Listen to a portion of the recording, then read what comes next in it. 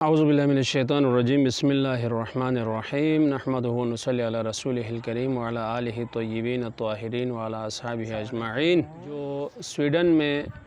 قرآن پاک کی بے حرمتی کے حوالے سے جو واقعہ ہوا ہے، ایک بدبخت ترین انسان نے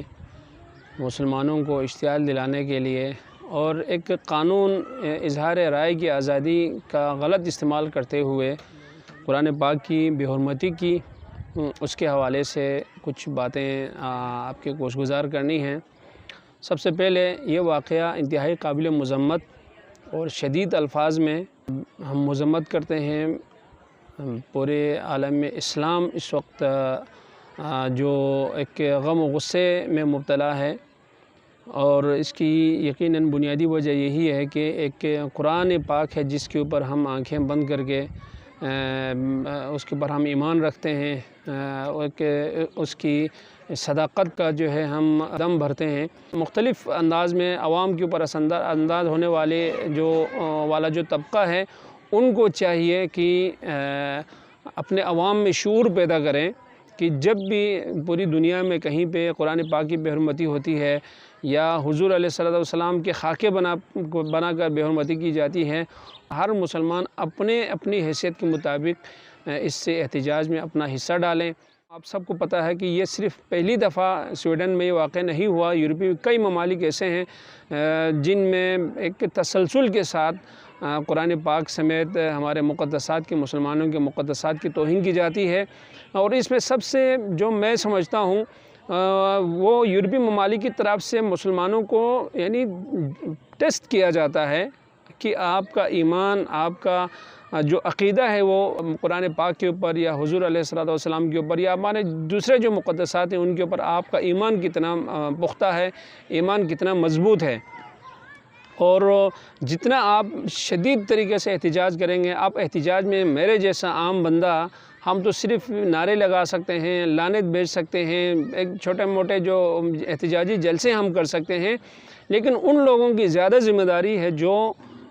بڑے پاکستان کے بڑے عہدوں پہ ہیں یا اسلامی ممالک کے بڑے عہدوں پر ہیں، وہ احتجاج کریں، وہ اس طریقے سے احتجاج کریں کہ مستقبل میں اس طرح کے واقعات کسی بھی ملک میں، چاہے اس ملک کا تعلق یورپی یونین سے ہو یا کسی اور ملک سے ہو، اس طرح کے واقعات کا دوبارہ جو ہے وہ تکرار نہ ہو، مسلمانوں کو دوبارہ امتحان میں نہ ڈالیں۔ یہ ڈنمارک میں بھی اس طرح کے واقعات ہوئے ہیں، سویڈن میں اس طرح کے واقعات ہوئے ہیں، سوئٹزرلینڈ میں اس طرح کے واقعات ہوئے ہیں، اور بہت سارے ممالک ہیں جہاں پہ جو یعنی دہشت گرد میں ان کو کہوں گا، ایک تو غیر مسلم کہنا، غیر مسلم سارے ان چیزوں میں ملوث نہیں ہوتے، یہ کچھ عناصر ہوتے ہیں جو مختلف قوانین کی آڑ میں، مختلف جو ان کو حقوق حاصل ہیں ان حقوق کی آڑ میں اس طرح کی حرکتیں کرتے ہیں۔ مغربی ممالک کی طرف سے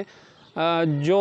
اس طرح کے واقعات سامنے آتے ہیں، اس میں ہماری جو معاشی کمزوریاں ہیں ان کا بڑا عمل دخل ہوتا ہے۔ پوری دنیا میں اگر ہم 60 لگ بھگ مسلمان ممالک ہیں، ان کی اگر آپ حالت دیکھیں تو معاشی طور پہ تقریباً تمام کمزور ہیں۔ جب تک آپ معاشی طور پہ اپنے آپ کو مستحکم نہیں کریں گے،